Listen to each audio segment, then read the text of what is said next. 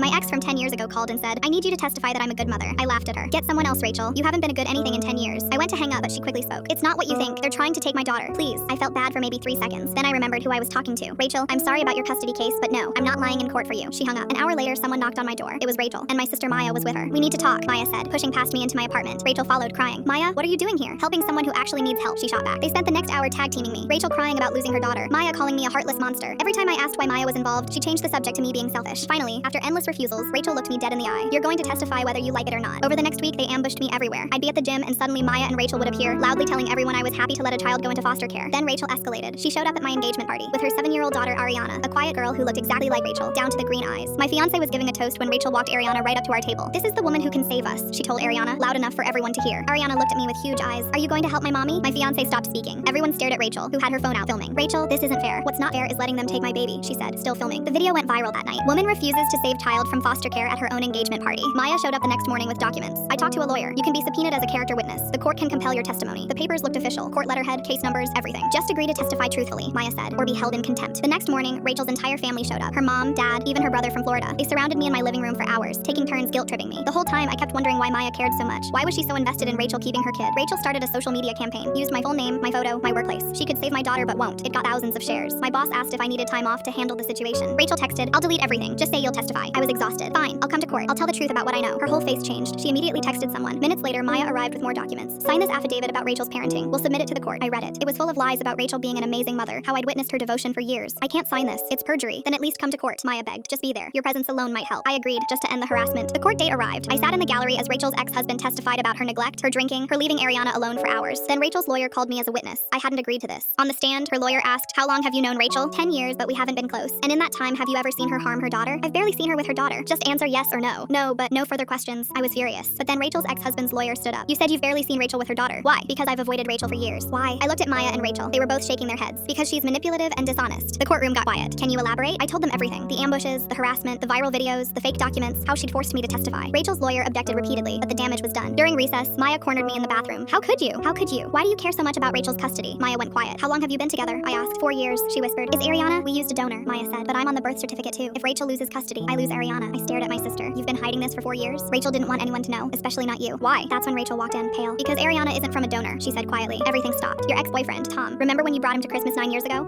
Something happened. Ariana is his. I looked at my sister, who'd known for 4 years. At Rachel, who'd hidden this for 7. You had a baby with my boyfriend? Ex-boyfriend. You'd been broken up for 2 months, and you never told me? Either of you? He doesn't know either, Rachel added. But if the court finds out Ariana's biological father was never notified, I'll definitely lose custody. That's when the bailiff knocked. Court's resuming. I walked back to the stand with information that could destroy everything. The judge asked if I had anything to add to my testimony. Full story on the channel below.